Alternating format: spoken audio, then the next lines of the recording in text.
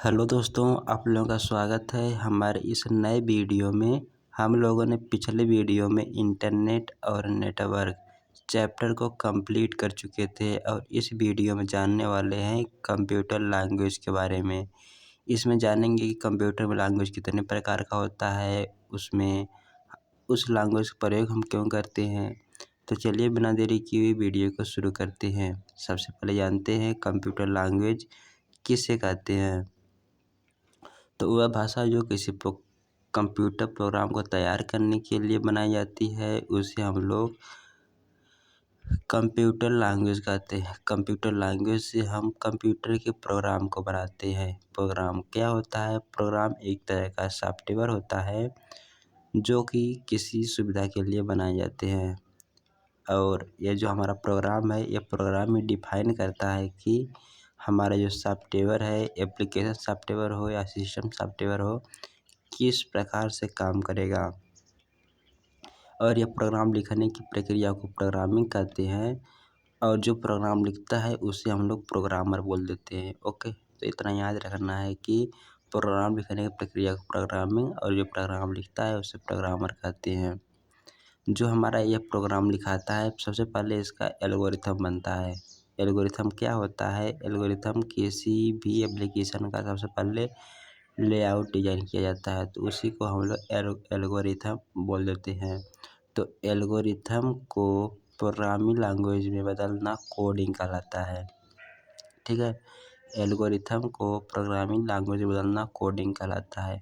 यहाँ पर एल्गोरिथम का मतलब ये हुआ कि आप MS एक्सेल अगर चलाए होंगे तो आपको पता होगा कि सबसे ऊपर मेन्यू होता है, फिर नीचे फॉर्मेटिंग टूल बार होता है, फिर वर्कशीट होती है। तो ये सब जो भी ऊपर डिजाइन किया गया है, तो यही इसका पहले से बना दिया जाता है कि हमें प्रोग्रामिंग लैंग्वेज में इसे इस तरह बनाना है, तो उसी को ही हम एल्गोरिथम बोल देते हैं।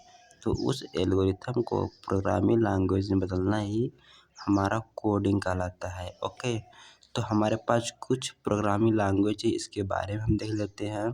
तो मुख्य रूप से दो ही प्रकार की प्रोग्रामिंग लैंग्वेज होती है। पहला है निम्न स्तरीय लैंग्वेज, दूसरा है उच्च स्तरीय लैंग्वेज, यानी कि लो लेवल लैंग्वेज और हाई लेवल लैंग्वेज। इसकी बात हम लोग सॉफ्टवेयर चैप्टर में कर चुके हैं, फिर भी यहाँ पर कंप्यूटर लैंग्वेज के बारे में पढ़े हैं तो इसमें डिटेल से जानने वाले हैं। हमारी जो लो लेवल लैंग्वेज होती है यह दो प्रकार की होती है। पहला है मशीन लैंग्वेज, दूसरा है असेंबली लैंग्वेज। हमारी जो मशीन लैंग्वेज है यह है 0-1 पर काम करती है, यानी बाइनरी डिजिट पर काम करती है। ठीक है, तो मशीन लैंग्वेज के दो भाग होते हैं। कौन कौन से होते हैं? पहला है आप कोड और दूसरा है ऑपरेंड। तो मशीन लैंग्वेज के दो भाग होते हैं, आप कोड और ऑपरेंड। इसी प्रकार से असेंबली लैंग्वेज इसमें सिर्फ न्यूमेरिकल कोड पर काम करती है, जैसे एडिशन, मल्टीप्लिकेशन, सब्ट्रैक्शन, डिवीजन पर काम करती है। असेंबली लैंग्वेज को मशीन लैंग्वेज में बदलने के लिए असेंबलर का प्रयोग होता है। ठीक है, जो हमारा असेंबली लैंग्वेज है इसे मशीन लैंग्वेज में बदलने के लिए हम लोग यहाँ पर असेंबलर का प्रयोग करते हैं। ठीक है, तो इसे याद रखना है। अब चलिए जानते हैं हाई लेवल लैंग्वेज के बारे में। तो हमारे पास कुछ हाई लेवल लैंग्वेज हैं, उनके बारे में हम देख लेते हैं। इन हाई लेवल लैंग्वेज जो हमारे पास है, इनसे प्रश्न पूछ लिया जाता है कि सबसे पहला हमारा प्रयोग होने वाला व्यापारिक भाषा कौन सा है? तो फोर्ट्रान होगा। इसने किस वैज्ञानिक ने आविष्कार किया, कब किया? ये सभी इससे संबंधित क्वेश्चन एग्जाम में आते हैं। तो चलिए देख लेते हैं पहले लैंग्वेज फोर्ट्रान के बारे में। जो हमारी फोर्ट्रान है ये एक हाई लेवल लैंग्वेज है, जिसका फुल फॉर्म है फार्मूला ट्रांसलेशन। यह गणित और वैज्ञानिक गणनाओं के लिए बनाई गई है। जो हमारी फोर्ट्रान लैंग्वेज है, इसके द्वारा गणित और वैज्ञानिक गणनाओं के लिए बनाई गई है।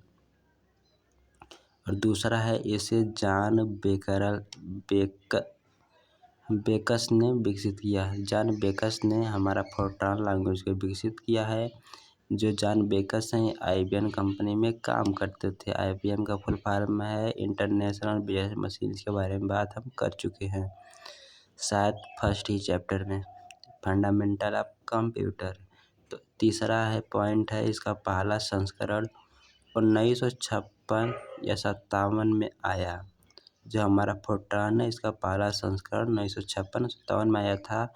सबसे पहले प्रयोग की गई व्यापारिक भाषा है। तो एग्जाम में आएगा कि आप लोगों के कि निम्नलिखित में से सबसे पहले प्रयोग की गई व्यापारिक भाषा कौन सी है। तो यहाँ पर आपका फोर्ट्रान सही होगा। तो फोर्ट्रान सही मानना है। और इसमें इसकी एक पंक्ति में अधिकतम 72 मैक्सिमम वर्ड लिखे जा सकते हैं। तो यहाँ से फोर्ट्रान के बारे में सिर्फ इतना याद रखना है कि यह एक व्यापारिक भाषा है और यह जॉन बेकस ने बनाया और इसके द्वारा गणित और वैज्ञानिक गणना की जाती है। ठीक है, अगर ये सर नहीं याद करते हैं, शायद सर नहीं पूछा जाए, तब भी आपको ऐसे याद रखना है। 1956-57 में यह इसका पहला संस्करण आया था। तो चलिए हम बढ़ते हैं अपने दूसरे हाई लेवल लैंग्वेज के बारे में। दूसरा है कोबोल, जिसका फुल फॉर्म है कॉमन बिजनेस ओरिएंटेड लैंग्वेज। यह व्यापारिक प्रयोग के लिए बनाई गई थी। इसे कोडासिल कंपनी ने बनाया, जिसका फुल फॉर्म है conference and data system and language. इसके विकास में महत्वपूर्ण व्यक्ति हापर को माना जाता है। हापर जो हमारे हैं, हमारे जो कोबोल लैंग्वेज है, इसके निर्माण, इसके विकास का महत्वपूर्ण योगदान था हापर का। इसे 1959 में विकसित किया गया। जो हमारा फोर्ट्रान था यह 1956-57 में विकसित हुआ था। यह जो है 1959 में विकसित किया गया। इसको मान्यता ANSI ने दी। ANSI क्या है? अमेरिकन नेशनल स्टैंडर्ड इंस्टीट्यूट है। इन्होंने 1959 में हमारी जो कोबोल लैंग्वेज इसे मान्यता दिया। तो चलिए तीसरे हम लैंग्वेज के बारे में देख लेते हैं। तीसरा लैंग्वेज है बेसिक, जिसका फुल फॉर्म है beginners all purpose symbolic structure code. ठीक है, तो इसे याद करना है। इसे सभी भाषाओं के लिए नींव का पत्थर कहा जाता है। जो हमारे बेसिक है, इसी के द्वारा इस और सभी भाषाएं बनी हुई हैं।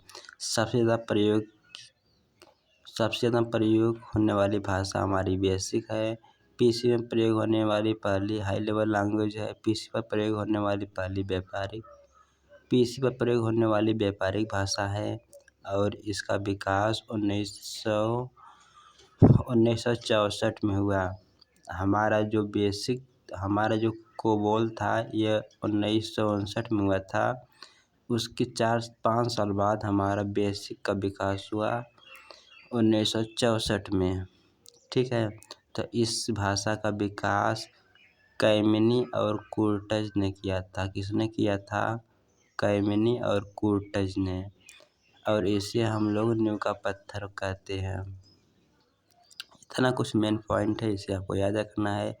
एग्जाम में सीधे क्वेश्चन पूछ लेगा। तो इसके बाद देख लेते हैं सी लैंग्वेज के बारे में। हमारा सी लैंग्वेज 1972 में इसका विकास हुआ और आविष्कारक हमारे हैं डेनिस रिची और ब्रायन करिंधन। ठीक है, इसे याद रखना है, डेनिस रिची एंड ब्रायन करिंधन। और इन्होंने एक बेल लैब था, उसमें बनाया था सी लैंग्वेज के बारे में। सी लैंग्वेज से ही हमारा यूनिक्स ऑपरेटिंग सिस्टम बना। यूनिक्स इस माध्यम में बना सबसे पहला सॉफ्टवेयर था। हमारा जो हमारा आईफोन का मैक ऑपरेटिंग सिस्टम आता है, वह भी यूनिक्स से ही बना होता है। इसमें काफ़ी ज़्यादा सिक्योरिटी होती है। तो याद रखना है कि सी लैंग्वेज डेनिस रिची और ब्रायन करिंधन ने बनाया। इसके बाद इसका विकास 1972 में हुआ। यह जो हमारे डेनिस रिची हैं, इनका एक बेल लैब था, उसने बनाया था। और इसके द्वारा यह जो है सी लैंग्वेज बना यूनिक्स सबसे पहला सिस्टम सॉफ्टवेयर था। यहाँ सॉफ्टवेयर तो है परंतु यूनिक्स एक सिस्टम सॉफ्टवेयर है, तो इसे याद रखना है। इसके बाद हमारा आ जाता है C++ लैंग्वेज। यह एक इंटरमीडिएट लैंग्वेज है। इंटरमीडिएट लैंग्वेज मतलब कि जो उच्च तथा निम्न भाषा का कॉम्बिनेशन हो। इसमें जो है लो लेवल लैंग्वेज भी शामिल होती है और हाई लेवल लैंग्वेज भी शामिल होती है। तो मुख्य रूप से ये हाई लेवल लैंग्वेज में ही आता है और यह जो है 1979 में विकसित की गई है। इसके बाद इसका सबसे पहले नाम C विथ क्लासेस हुआ करता था और फिर इसके बाद 1983 में इसका नाम बदलकर C++ रख दिया गया। C विथ क्लासेस से बदलकर C++ हो गया। यह बेल लैब द्वारा विकसित की गई। एक बेल लैब था, उनके द्वारा वहाँ पर यह विकसित की गई और जो इनके विकास किए इनका नाम है जार स्टार पाप ने ही इसे विकसित किया बेल लैब में C++ लैंग्वेज को। सिर्फ इतना याद रखना है कि यह एक इंटरमीडिएट लैंग्वेज है। यह 1979 में विकसित हुई। इसका पहला नाम C विथ क्लासेस था परंतु 1983 में बदलकर इसे C++ रख दिया गया और यह बेल लैब में बनाया गया। तो चलिए हम देख लेते हैं 5वीं हाई लेवल लैंग्वेज के बारे में, जावा। जो हमारी जावा लैंग्वेज है ये 1995 में विकसित की गई। इसे सन माइक्रोसिस्टम कंपनी ने बनाया। जिसने बनाया वह जेम्स गॉसलिंग। जो हमारा जावा है इससे AC, TV, डिजिटल ब्रिज आदि को कंट्रोल करने के लिए रिमोट को सिग्नल। हमारा जो जावा स्क्रिप्ट है इससे जो हमारा AC होता है, TV होता है, डिजिटल ब्रिज होता है, जो इसका रिमोट होता है हमारा जावा से ही बना होता है। ठीक है, तो इसे याद रखना है, जावा से बना हुआ कुछ डिवाइस और रोबोट के सिग्नल में जावा लैंग्वेज का इस्तेमाल किया जाता है। यही हमारा जो टीवी का रिमोट है, AC है, एक क्या है एक रिमोट, इसके द्वारा रिमोट बनाया जाता है। इसके सिग्नल में जावा लैंग्वेज का इस्तेमाल किया जाता है। ठीक है, मतलब इसे बनाने के लिए जावा लैंग्वेज का इस्तेमाल किया जाता है। रिमोट क्या है, आवृत्ति तरंगों का यूज़ करता है। इसके बाद हम 6वां लैंग्वेज के बारे में, हाई लेवल लैंग्वेज के बारे में देख लेते हैं। हमारा प्रोलाग जो हमारा लैंग्वेज है ये सबसे आधुनिक लैंग्वेज है। ठीक है, इसके बाद बस इतना याद रखना है कि हमारा जो प्रोलाग लैंग्वेज है सबसे आधुनिक लैंग्वेज है, हाई लेवल लैंग्वेज है। और 7वां है कोबोल और लोगो। कोमल और लोगो। ये जो हमारी भाषा है इसे कॉमन एल्गोरिथम लैंग्वेज है जो कि बच्चों की पढ़ाई के लिए यूज होती है।